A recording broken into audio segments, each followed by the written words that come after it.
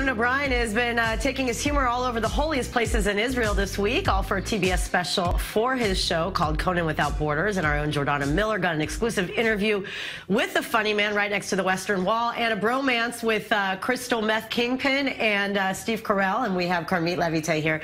So we have a lot going on in culture. Yes. But first, let's talk with Jordana. First of all, how cool is this? You and I pretty much grew up together, and here we are working together, and like it was such a great team effort. You had to pretty much stake out Conan O'Brien yesterday. Oh my God, it was a 7-hour stakeout. And let me tell you, I used every contact from LA to New York to Jerusalem to track him in the old city. It was 7 hours. Finally, to the chagrin of his production team and the people at Aisha Torah, we got onto the roof literally minutes before he arrived with just a fraction of his team, and that's where I got to talk to him.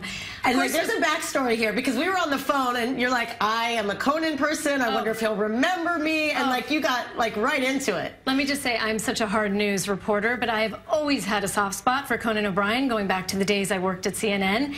And I met him in New York at Sarah Beth's, a very famous breakfast place. Yes. My best friend Raina and I were there.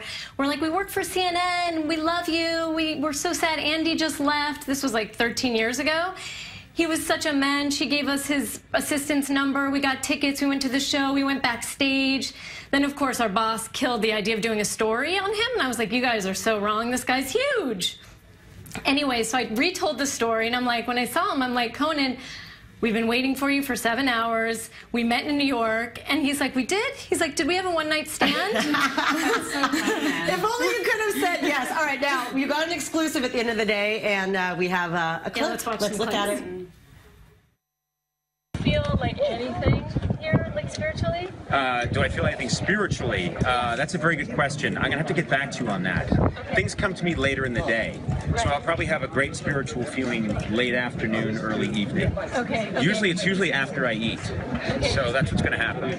But I definitely will. It's very powerful to be here. You cannot see these sights and not feel some sort of a spiritual buzz. You're always making fun of the fact that you're Catholic. Yes. And, yeah. I'm so glad we don't have a section here.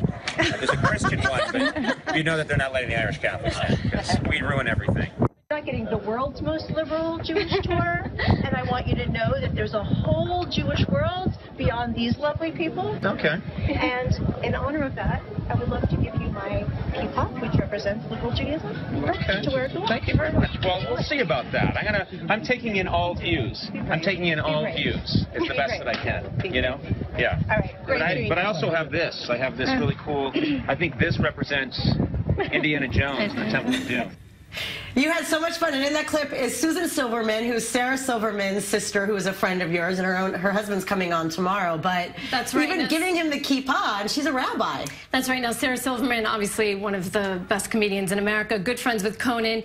Susan showed up to say, hey, you know, I'm a liberal Jew, and this is a kippah, a yarmulke that we wear, and just to let Conan know that he was getting a tour only really by the Orthodox. And of course, there's a big fight going on about, you know, liberal Jews having a spot to pray at the Western Wall, Judaism's holiest site. A little of it went over Conan's head, but he was very gracious. You know, it's hard to go over his head because he's so tall. Oh my God! Oh my God! Just the height difference is hilarious. And I have to say, you know, I also asked him, you know, what do you love about Israelis? And he said, you know, they are so funny, so quick to improvise. You know, this is why they're some of the best comedians in the world. He's just having a blast. And, you know, he went to go meet the Prime Minister, and everyone's kind of having fun with it. It's really amazing. I'm sure the special is going to be, you know, something to talk about. And he went to Bethlehem. I'm sure there's like some funny stuff going on there too. Anyway, so congrats. I know you waited in the heat all day, and I know you're probably like, oh, I wish I would have seen it. No, I'm dying. I'll just see it, and you know, it'll be interesting to see how Jared Kushner will, you know, because that's why he came, right? Yeah, to be Jared Kushner's like response. And I'm sorry for this girl talk. She and I go way back. We share a best friend. My closest friend from high school is her closest friend from college. How crazy is this? And I'm in a magical circle here. Here you are. You're joining. You're joining. Let's do a shout out. Okay, now let's like transition to so I think I need smoking to join weed. after that. I think only in Israel. show. Can we talk about this? Well, but anyway, now it's very acceptable according to Netflix. Yes, it is, and they're selling a unique strain, and each and every marijuana strain is going to be called by one of the Netflix shows, like Orange is the New Black, and Lady Dynamite, and BoJack Horseman, which is going to be a really weird one. And you can buy them in a pop-up shop in Los Angeles, 7828 Santa Monica Boulevard. We know, so I knew you girls know what that is. East of Fairfax. Not when we were growing up. No, but anyway, all this is to promote Disjointed, a new show with Kathy Bates, where she plays a woman who opens a dispensary store, and she has her bud tenders, you know, and they roam around. It's actually getting a little bland reviews. Oh, really? Because it's surprising. That's because they're all smoking weed. That's right. Like, they have the energy. Well, because you know how all these big showrunners like Chuck Lorre, who is the showrunner of this show, Big Bang Theory, 2.5 Men, they're giving him so much leeway to do whatever they want in their shows. I don't know if that's a good thing or not, but Kathy Bates, you know, she's incredible, but apparently it's not as great. Even David Jeroboam, who wrote on The Daily Show, you know, speaking of, we both love all Jon the comedy Stewart. night shows, Jon Stewart, we both want his children. But, unfortunately, already has. He's done. He's done.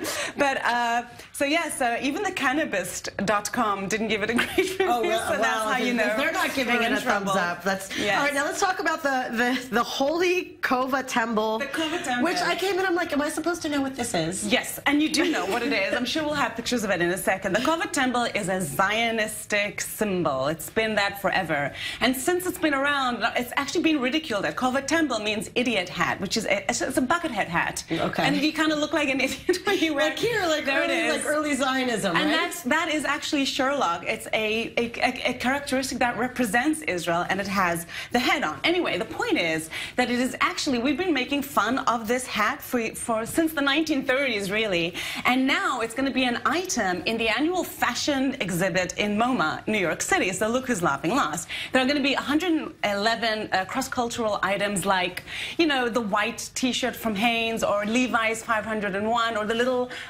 black dress, Chanel's black dress. That age us because they're things that we wore when they originally in style. Right, but just shows they stand time. You know, that's the whole thing. And there's going to be a hijab there. There's going to be a kafia next to a yarmulke. And the idea is what is modern fashion? Because, you know, you answer the question, you can wear anything that's old-fashioned. You make it look good. He just looks David like a Ben-Gurion. Well, that's the thing. The hat was originally designed by Shachar Segal, who is a restaurateur and an advertising exec. And they were used by the Palmach, which was the pre-Israel Defense Organization, which is now part of the IDF. And then it turned into be like a kibbutz thing. Basically, it's a cheap hat that was actually designed by Turkey, a little bit of Japan, and it's very cheap, and you can, like, when the sun is down, you just fold it up and put it in your pocket. It into your luggage. But it makes you look not great, but and it's not the best sunblock. It's still a cultural icon, and you know, you have the big brand. Like, look at this. It is. And like this one, this guy. But that's the thing. But the last thing I'll say about it is that it's come back to fashion by the store called Ata, Aregim Totzeret Artzeinu, Fabrics of the Land. So they're bringing out the 1930s of Israel back into fashion and into MoMA. I wish we had more time, but this one just went so fast. We just talked for like 10 minutes, so we're gonna have to do the bromance later. And a temple hat.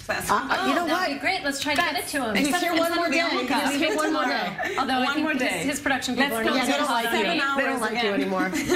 I burned my bridges. But he still remembers the one-night stand. That never happened. All right, girls. I'm getting dinged by our producer. He rings the bell when we're like too much feminine energy, like ding, ding, ding. All right.